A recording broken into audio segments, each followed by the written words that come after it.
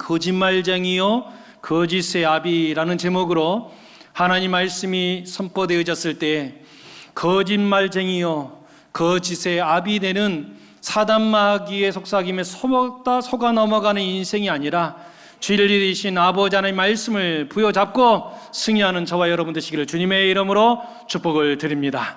우리 좌우에 계신 분에게 이렇게 축복하며 인사하기를 원합니다. 평안하셨습니까? 하나님 안에 거하세요. 은혜가 있습니다. 평안이 있습니다. 축복이 있습니다. 여러분 평안하셨습니까? 여러분 우리가 어디에 있느냐가 너무나 귀하더라는 거예요. 저는 농부의 아들로 태어났습니다. 농사를 짓는 모습을 보고 자랐는데 똑같은 농작물이라도 어디에 심겨지느냐에 따라서 발육이 완전히 달라지더라는 거예요. 똑같은 나무의 종류라도 어떤 밭에 심겨지느냐에 따라서 관리를 잘 받고 열매를 주렁주렁 맺기도 하고 그 바깥의 심겨짐을 통하여서 전혀 관리받지 못하고 그저 열매 맺지 못하는 그런 나무들도 많이 보아왔습니다. 여러분 똑같은 나무요 똑같은 식물이라도 어디에 심겨지느냐에 따라서 완전히 달라지듯이 우리의 인생도 마찬가지더라는 거예요. 똑같은 인생이더라도 하나님 품 안에 심겨진 인생인가 그 바깥에 심겨지는 인생인가 완전히 달라지더라는 거예요. 하나님 품 안에 있으면 하나님께서 책임져 주시는 것입니다. 하나님께서 돌봐 주시는 것입니다. 그 인생은 반드시 형통의 길로 하나님께서 인도하여 주시는 것입니다. 여러분 언제나 하나님 품 안에 거하는 저와 여러분 되시기를 주님의 이름으로 축복을 드립니다. 서울에 있는 용산이라고 하는 그 지역에 있는 교회의 이야기입니다. 제가 계룡에 내려오기 전에 이 용산 바로 옆에 있었었는데 그 용산이 그때는 개발되기 전이에요. 전재상가도 있었고 또 담임 목사님께서 금요 집회가 있게 되어진 이후에 출출하셨는지 또 밤에 거기 가보면 포장마차 거리가 있었거든요. 거기 가서 우동 한 그릇 사 먹자 그래서 교육자들과 같이 우동을 사 먹었던 그런 포장마차 거리도 있었습니다.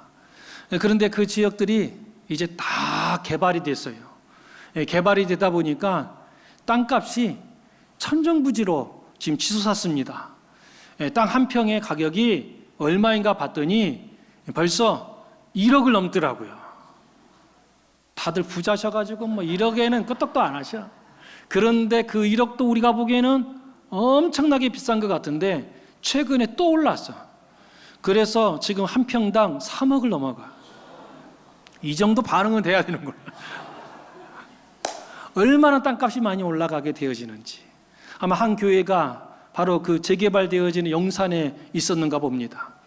그러다 보니까 이제 재개발 소식이 있고 이제 보상이 진행되다 보니까 그 교회 성도인들이 교회만 오게 되어지면 모여가지고 삼삼오오 이야기하는 거예요. 이번에 김 집사 보상 엄청나게 많이 받았다면서? 아우 박 집사는 더 받았다고 그러는데 이야 한꺼번에 떼부자 된 거야. 막 이야기하는 거예요. 그랬더니 한 분이 또 그러는 거예요. 아우 내가 그때 조금만 더 참을 걸, 조금만 더 버텼으면 더 올랐을 텐데 하면서 막 이런 이야기하는 거예요. 사람들이 여전도에 모여도 또 거기에서 또 그러는 거예요. 아우 김 권사님 이번에 보니까 그냥 보상 엄청나게 많이 받아가지고 막 팔자 폈어. 막 이야기하게 되어지고 그러다 보니까 또 한쪽에서는 고개 푹 숙이면서 인상을 쓰고 있는 거예요. 왜 그러냐 봤더니 이번에 재개발 구역에서 빠졌어. 막 하면서 한쪽에서는 막 이야기하고 또 한쪽에서는 막 그러고 모이기만 하면 그 이야기 하는 거야. 모이기만 하면 내가 이번에 우리 집이 들어가서 몇억 받았네 수십억 받았네 하면서 모이기만 하면 그런 이야기 하는 거예요. 그런 모습을 바라보았던 담임 목사님께서 걱정이 되는 거죠. 여러분 교회가 있지만 다 용산에만 사는 것이 아니잖아요.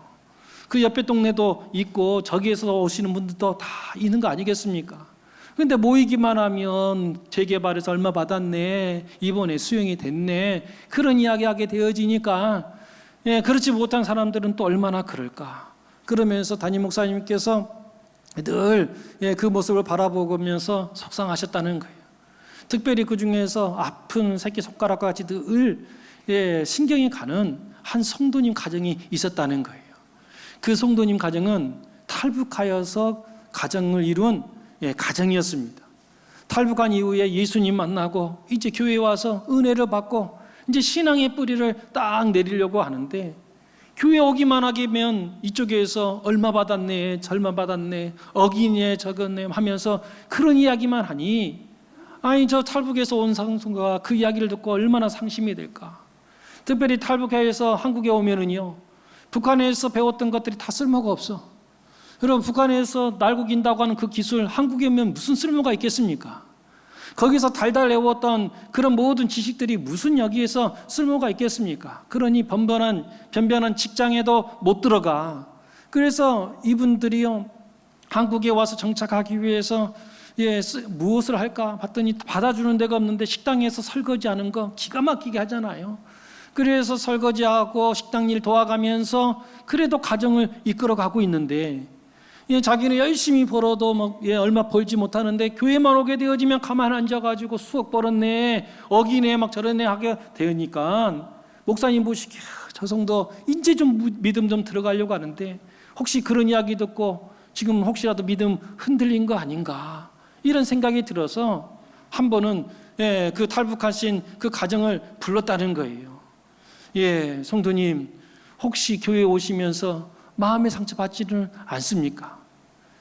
교회 오기만 하면 맨날 재개발됐네, 억을 보상받았네, 못 받았네, 그런 이야기만 하고 있으니 혹시 교회에 와서 혹시 상처받지는 않습니까?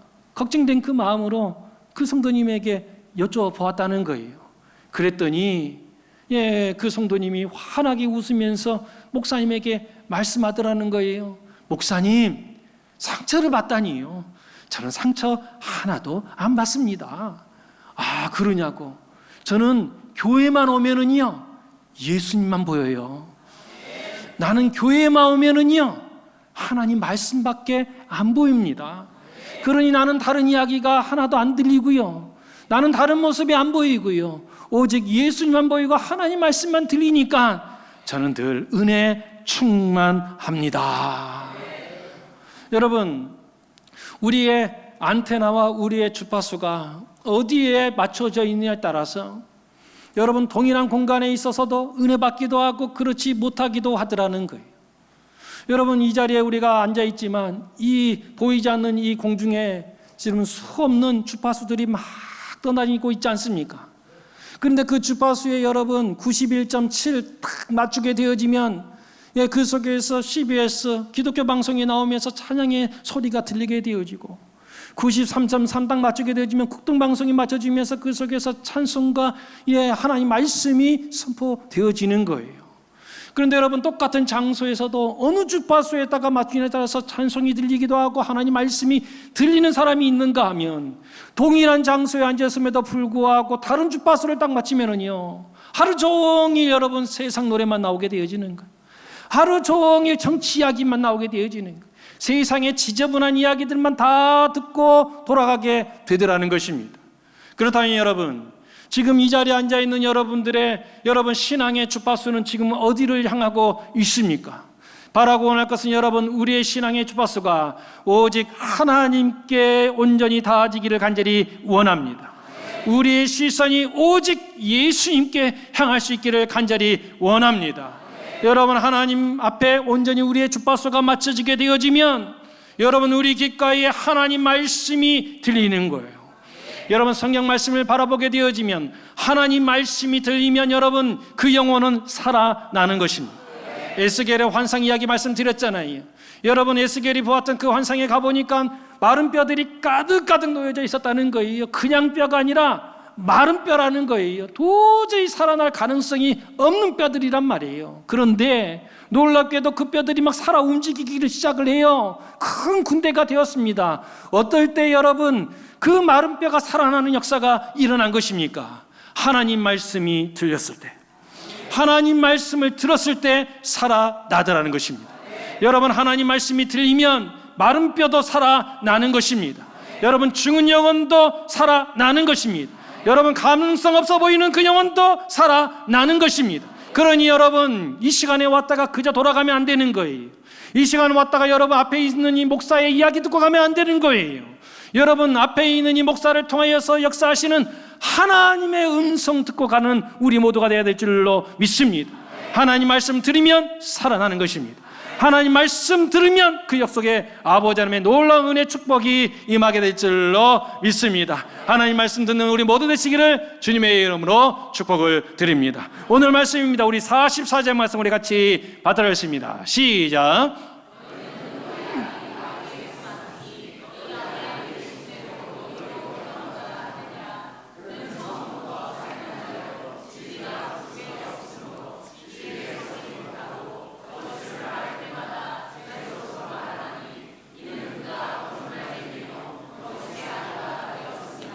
아멘. 오늘 말씀에 보면 마귀라고 하는 존재가 소개되고 있지요. 마귀에 대하여서 헬라어로 살펴보면 디아볼로스라고 하는 단어를 씁니다. 여기에서 영어 단어 데블이라고 하는 단어가 나오게 된 것이지요. 한동안 우리 한국교회에 귀신론이 갑자기 퍼져나간 적이 있었습니다. 거기에 중심에 있었던 사람이 성락교회 김기동 목사입니다. 귀신론을 펼쳤지요. 그러면서 사람들이 감기에 걸렸다, 귀신 들려서 그런 거야. 사고 났다 그러면 귀신 들려서 그런 거야 하면서 모든 것을 다 귀신으로 해석을 했습니다. 거기서 그치지 아니하고 이야기하기를 사람들이 믿지 않는 사람이 죽었을 때, 특별히 억울하게 죽고 병에 걸려서 죽고 갑자기 비명행사하고 그렇게 되어지면 그 영혼이 귀신이 된다 그랬어요. 그래가지고 뭐라고 이야기하는가? 그것이 사람에게 딱 달라붙어가지고 아픈 귀신 달라붙어서 아프게 만들고, 사고당했던 귀신이 달라붙어가지고 사고나게 만들고, 물에 빠졌던 귀신이 그냥 달라붙어가지고 또 빠져 죽게 만들고, 그렇게 한다라고 귀신론을 펼쳤습니다. 혹시 여러분 우리 가운데 그 김기동 목사의 이 귀신론에 사로잡혀 있는 분이 있습니까?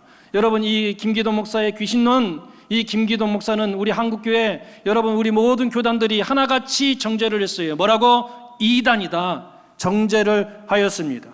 여러분 사람이 죽으면 귀신이 됩니까? 여러분 사람이 억울하게 죽으면 구천을 떠드는 귀신이 되는 것입니까? 물에 빠지면 여러분 물귀신 되는 것입니까? 여러분 아니라니까요.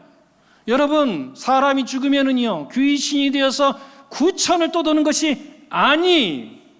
그러면 귀신이 무엇인가? 성경을 바라보게 되어지면 마귀와 귀신에 대하여서 설명을 해놓습니다. 마귀는 디아볼로스라고 하는 단어를 쓰지만 여러분 이 귀신은 뭐라고 쓰게 되어진가? 다이몬이라고 하는 헬라어를 쓰는 거예요. 여기에서 영어 뭐가 나오는가? 데몬이라고 하는 단어가 나옵니다. 데몬. 그러면 귀신, 이것이 무엇인가? 악한 영을 귀신 이렇게 이야기합니다. 그러면 마귀와 귀신이 뭐가 다른가? 마귀는 우두머리인 거예요. 그러니까 마귀가 우두머리고 그 마귀가 부리는 이 악한 타락의 이 영들이 무엇이다? 귀신, 다이몬, 데몬 이렇게 이야기를 하는 것입니다. 여러분 죽어서 된 것이 아니에요. 그런데 요즘은 TV를 틀기만 하면 하도 귀신 많이 나오고 억울한 귀신 나오고 누구 아버지 귀신 나오고 할아버지 귀신 나오고 막 이렇게 하니까 이제 우리 또 모르는 사이에 TV 보면서 억울하게 죽으면 저렇게 귀신 되는가 보다 이야기하는데 다 거짓된 이야기야. 여러분 죽으면은요 하나님 앞에 심판받는 거라. 여러분 구천을 떠도는 것이 아니더라는 거예요. 여러분 이런 이단의 사슬에 여러분 속아 넘어가는 인생 없기를 간절히 원합니다. 그런데 오늘 말씀을 보게 되어지면 귀신, 이 귀신에 대해서 귀신론에 대해서 이야기만 해도 오늘 하루 종일 이야기해도 여러분 끝이 없을 만큼 이야기할 수 있는데, 특별히 오늘 말씀에 나타나 있는 이 귀신, 우리 예수님께서 말하는 이 귀신의 특성 두 가지에 대하여서 우리가 말씀을 더 깊이 나누고자 합니다. 오늘 말씀에 바라보니까 우리 예수님께서 이 마귀의 특성 두 가지를 설명하고 있어요. 첫 번째 마귀의 특성이 무엇인가? 44절 말씀 보니까 그는 처음부터 무엇 하는 자라고요? 살인하는 자요 라고 이야기하고 있어요. 여러분 귀신의 특징이 무엇이라고요? 살인이라는 거예요. 여러분, 살인이라고 하는 것이 무엇입니까? 죽이는 것이라고, 생명을 빼앗는 것이라고요. 여러분, 이 세상에 여러 가지 죄악이 있지만 하나님께서 제일 싫어하는 죄가 무엇인가? 생명 빼앗는 거라고, 살인죄이더라는 거예요. 우리가 알고 있는 10계명 가운데 하나는 하나님을 향한 계명이요, 또 나머지 것은 이 세상의 계명이에요. 특별히 첫 계명부터 네 번째 계명까지는 하나님을 향한 계명이라고 말씀이라고 한다 그러면 다섯 번째부터 10번째까지 되어지는 이 6가지 계명은 이 땅 우리 사람들이 살아가는 데 필요한 이 계명을 주셨어요. 특별히 이 사람들 간에 으뜸으로 주셨던 계명이 무엇인가? 네 부모를 공경하라. 그 말씀을 주셨어요. 그런데 이것은 뭐 하라라고 하셨던 계명이라면 그 다음부터는 하지 말라라고 하는 계명을 주셨어요. 하지 말라고 하였던 그 계명 가운데 가장 먼저 나오는 계명이 무엇입니까? 살인하지 말라라는 거예요. 살인하지 말라. 살인이 가장 큰 죄다, 이렇게 말씀하여 주는 것입니다. 그런데 여러분, 이 살인이 그러면 이 죽이는 것이 어디서 왔는가에 대하여서 이야기하기를 바로 이 사단에게, 이 마귀에서 온다는 거예요. 그런데 여러분, 이 죽이는 것이 처음부터 칼 들고 막 움직이는가? 그렇지가 않더라는 거예요. 그 살인의 시작의 모습을 살펴보니까 시기하는 마음, 질투하는 마음, 미워하는 마음, 막 이런 마음들이 충동질이 되기 시작을 하더라는 거예요. 여러분, 우리 인간의 역사에 있어서 첫 번째 살인의 이야기가 나옵니다. 여러분, 첫 번째 살인 이야기가 언제 나오는가? 우리가 죄를 저지르고 나서 사단 마귀의 속삭임에 넘어가서 선악을 알게 하는 나무의 열매를 취한 이후에 여러분, 살인까지 가는데 얼마 걸리지를 않아요. 창세기 3장에 보게 되어지면 여러분, 선악을 알게 하는 나무의 열매를 취하잖아요. 그리고 나서 살인의 장면이 그러면 몇 장에 나오는가? 창세기 50장에 나오는가? 아니요. 창세기 3장에 우리 인류가 타락을 했는데 살인 이야기가 언제 나오는가? 창세기 4장에 바로 나와요. 한 장 바로 넘기다 보니까 바로 죽음의 역사가 나와요. 그 죽음의 역사가 누구입니까? 가인이잖아요. 여러분, 왜 가인이 살인하게 되어졌습니까? 그 아벨과 함께요, 하나님 섬기는 자였다니까요. 하나님 앞에 제사를 드리고 예배 드렸던 사람이었어요. 그런데 왜 살인하는 이런 끔찍한 죄를 저질렀는가? 똑같이 하나님 앞에 제사를 드렸는데요, 하나님께서 아벨의 제사는 받고 자기의 제사를 받지 않았어요. 그러다 보니까 자기 마음속에 사단 마귀가 충동질하기 시작하는, 그러면서 뭐 하게 되어집니까? 시기하기 시작하는 거예요. 미워하기 시작하는 거예요. 질투가 일어나기 시작을 합니다.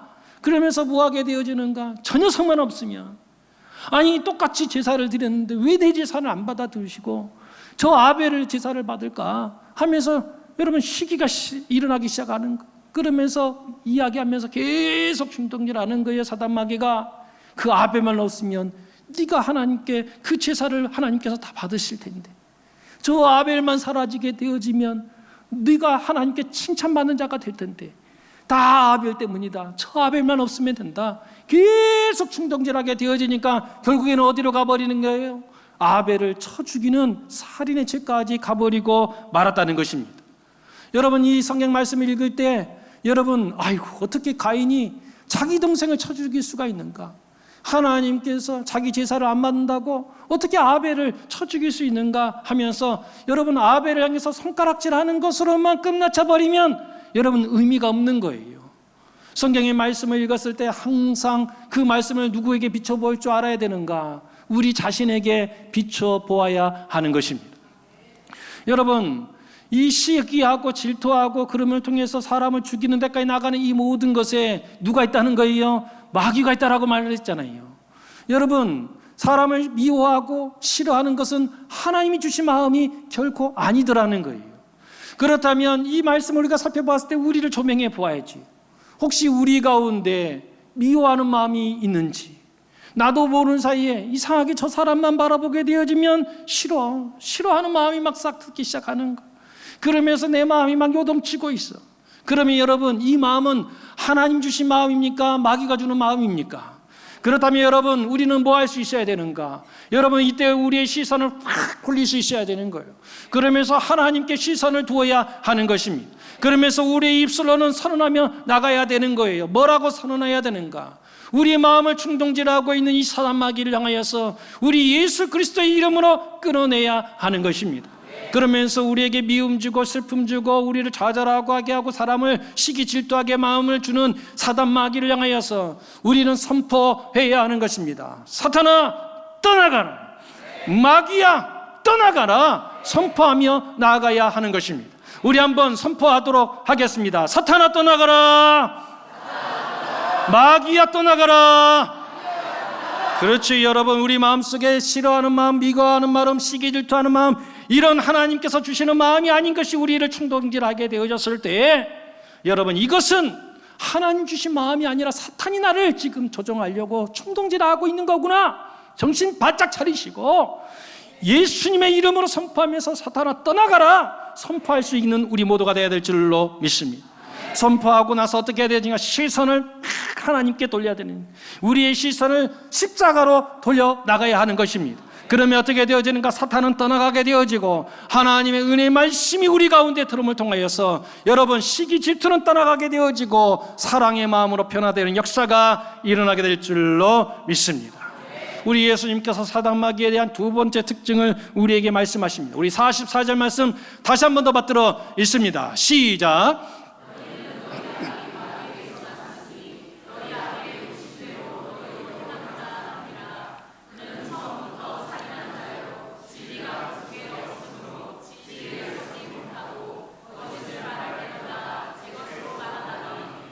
이는 그가 거짓말쟁이요 거짓의 아비가 되었음이라. 아멘.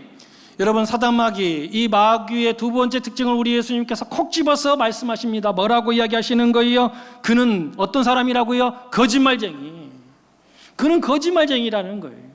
거짓의 아비다, 이렇게 이야기합니다. 여기서 우리가 사단 마귀의 두 번째 특성을 알 수 있어요. 사단 마귀의 두 번째 특징이 무엇입니까? 거짓이라는 거예요. 거짓말하고 있고 속이고, 그렇다는 거예요. 여러분, 하나님의 영이 우리 가운데 임하게 되어지면 거짓은 떠나가게 되어지고, 여러분, 우리 가운데 진리와 진실과 정직이 임하게 되는 줄로 믿습니다. 그러면 여러분, 사단 마귀가 왜 거짓말하는가? 여러분, 거짓말을 통해서 우리로 하여금 뭐 하려고요? 낙심되게 만드는 거예요. 포기하게 만드는 거예요. 절망하게 만들어 버리는 거예요. 그러면서 계속해서 거짓말을 통하여서, 그렇죠, 계속해서 낙심되게 만들고 절망하게 되어지고 서로 싸우게 만들고 분열하게 만들어서 서로 다 죽게 만들어 버리는 그런 모습으로 가더라는 거예요. 여러분, 이 거짓 그리고 이 정직, 이 두 가지를 이야기해 드렸어요. 그런데 여러분, 여기서 우리는 질문을 해야 되는 거예요. 무엇이 거짓입니까? 무엇이 정직이라는 것입니까? 여러분, 이것을 판단하였을 때 반드시 놓치면 안 되는 것이 있어요. 그것이 무엇인가? 의도가 중요한 거예요. 뭐가 중요하다고요? 의도가 중요하더라는 거예요. 어떤 친구가 결혼을 했습니다. 그러면서 이 친구가 연애 때 이 여자친구도 만나고 저 여자친구도 만나고 했는데 결혼 안 할 거였던 이 친구가 결혼을 했어요. 그래서 다른 친구들이 너무 궁금한 거예요. 도대체 얼마나 예쁘면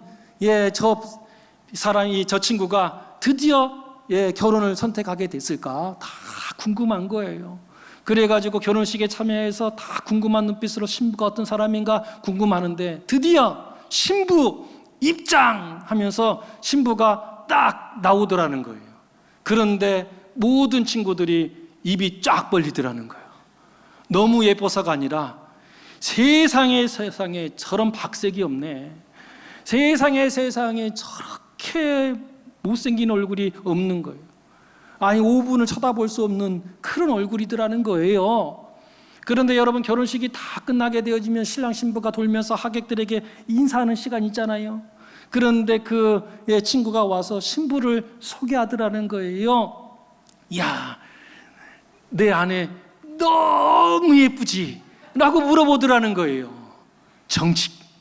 우리 기독교인들은 정직해야 돼. 라고 해서 여러분 그 앞에 서가지고 그 친구에게 한다는 말이, 야, 너는 눈은 코에다가 붙이고 다니냐? 어디 봐서 그게 예쁘냐? 야, 내가 만약에 밖에서야 네 재수씨만 아니었으면 얼굴 쳐다보지도 못해. 아이고, 못생겨도 저렇게 못생길 수가 있는가? 내가 지금까지 봤던 모든 여자 중에 제일 못생겼다, 야. 여러분, 이게 정직입니까? 저도 비슷한 경험이 있어요. 예전에 한번 말씀드렸듯이 한 권사님과 신방을 하게 되었습니다. 예, 서울은 길이 너무 막히니까 그날은 차를 몰고 가지 못하고 지하철을 타고 가게 되어졌습니다. 지하철을 타고 가니까 권사님께서 무료하셨는지 자리에 앉아서 핸드폰을 꺼내더니 핸드폰을 가지고 뭘 막 보시면서 너무너무 기뻐 웃으시는 거예요. 막 웃으시는 거예요.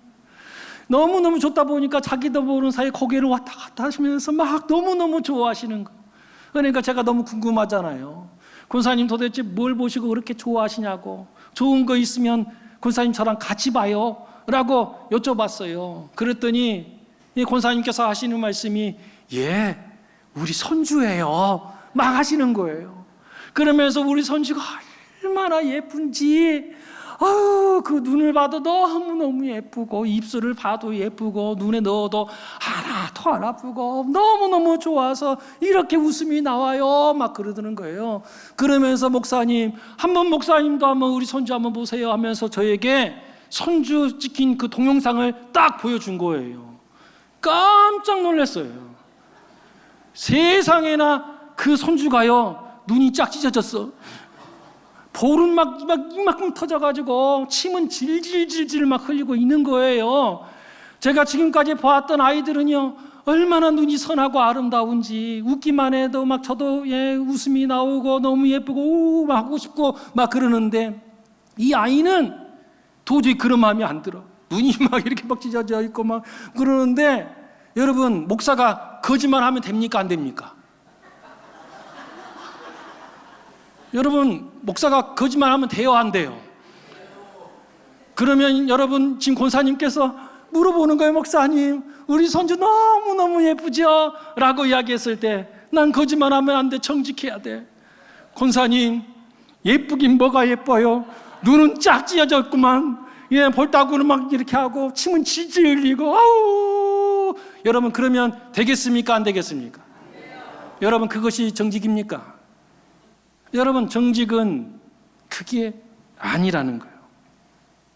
혹시 여러분 잭 웰치라고 하는 분을 혹시 여러분 아십니까? 잭 웰치. 이분이요, 경영의 신이라고 불렸습니다.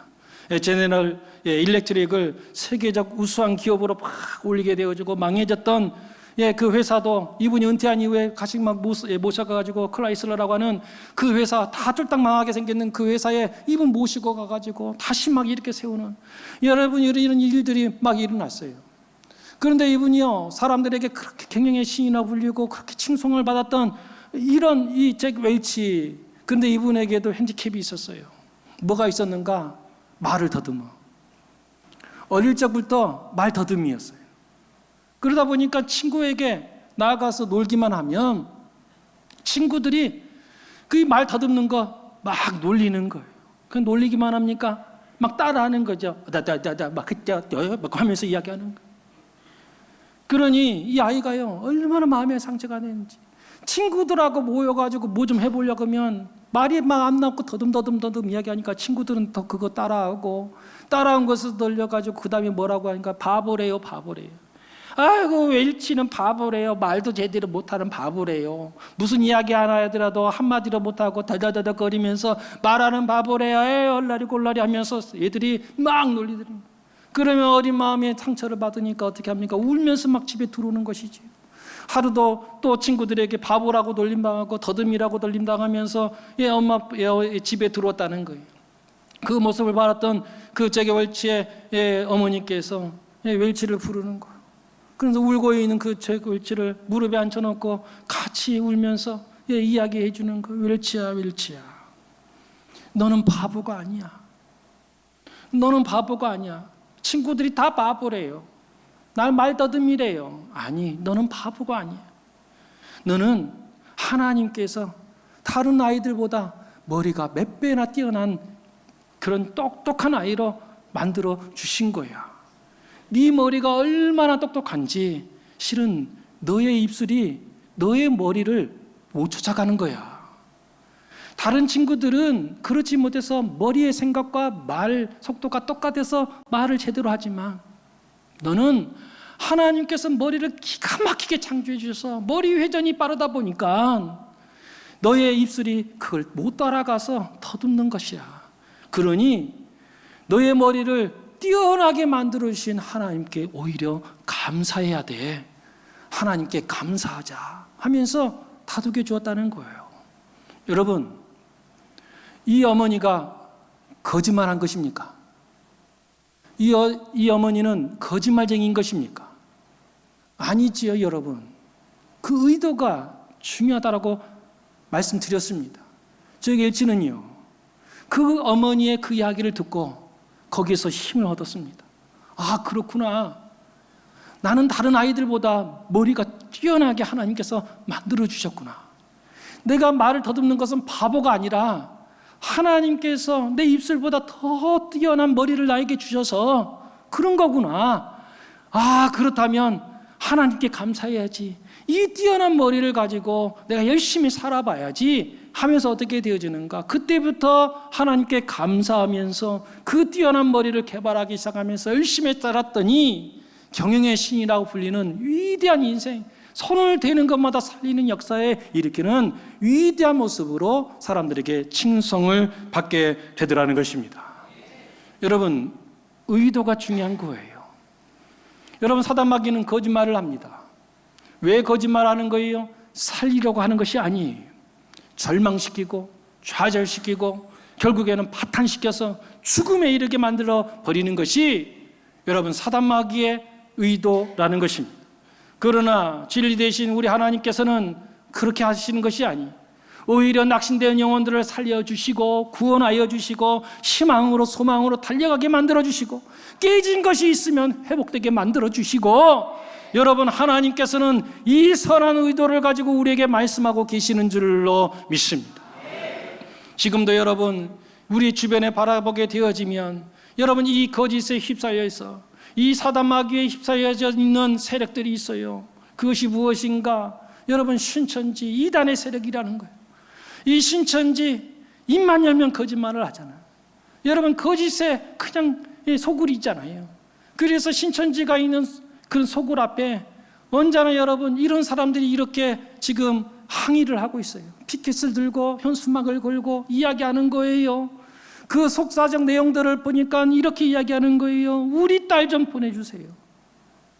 우리 딸이 가출했어요. 어제까지만 해도 나랑 너무나 잘 지내던 이 아이가 학교도 포기하고 직장도 포기하고 지금은 가출했다는 거예요. 생사가 지금 불분명하니까 제발 좀 우리 딸 좀 보내달라고 여러분 사람들이요 거기에서 눈물을 흘리면서 현수막을 걸고 이 피켓을 들고 지금 이야기하고 있는 거예요.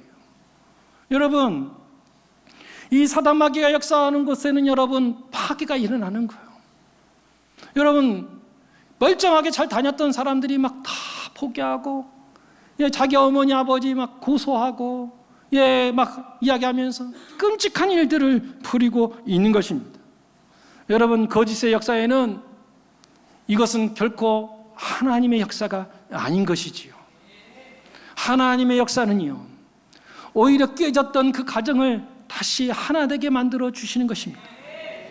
어그러졌던 길로 파멸의 길로 걸어갔던 그 인생을 생명의 길로 이끌어 주시는 것입니다. 여러분 사단마귀가 있는 곳에는 이런 눈물, 일어나 자녀를 잃어버리고 슬퍼하고 고통당하는 이런 눈물이 여러분 그 속에서 계속해서 쏟아나는 거예요. 그렇다면 여러분 지금 우리가 하고 있는 일들은 어떤 일을 하고 있습니까? 우리 교회가 지금 하고 있는 수많은 일들이 여러분 사람들을 살리는 일을 하고 있습니까? 아니면 사람들을 절망시키고 사람들을 파멸의 길로 이끌고 있는 것입니까? 아무리 여러분 그 속에 여러분 돈이 수천만 원, 수억 원이 들어가고 세상 사람들이 다 칭찬하는 일이라 할지라도 여러분 그것이 여러분 사람을 속이고 사람을 파멸시키고 분열을 조장하고 하는 그런 일이라면 그것은 하나님께 쓰임받는 교회가 아니에요. 아무리 성경 이야기를 줄줄줄 외우고 여러분 유명한 사람들이 아무리 많이 그 속에 나온다 할지라도 그것이 분열을 조장하고 그 속에 아픔을 조장하고 사람들의 눈물을 흘리게 만드는 일이라면 그것은 결코 하나님의 일이 아닌 것이지요. 여러분, 우리 교회는 하나님의 손에 붙들린 교회인 줄로 믿습니다. 그래서 하나님께 붙들린 바 교회에 되어진 교회들이 하는 일에는 회복의 역사가 있습니다. 기도하는 것마다 그 속에 회복의 역사, 생명의 역사가 일어나는 것입니다. 아픈 성도를 놓고 기도하였을 때 살아나는 역사가 일어나게 되는 것입니다. 절망하고 무너졌던 사업들이 다시 일어나는 역사가 일어나게 되는 것입니다. 여러분, 우리는 지금 누구 손에 붙들린 바 되어져 있습니까? 바라고 할 것은 생명 되시는 하나님 손에 붙들린 바 되어졌어.